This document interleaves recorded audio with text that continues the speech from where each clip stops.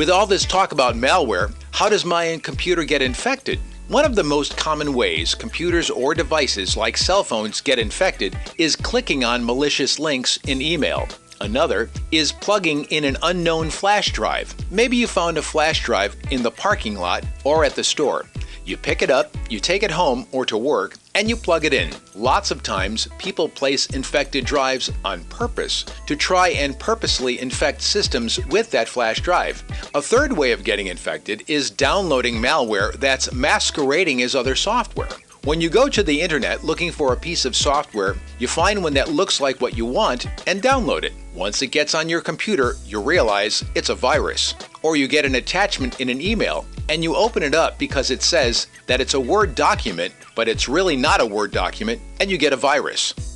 Mobile devices get infected very much in the same way. In addition, they can get infected by downloading apps directly from the internet, rather than via the official stores, Google Play Store and Apple's App Store. This is a very easy way to get malware because now you don't have Google and Apple verifying that these apps are legitimate.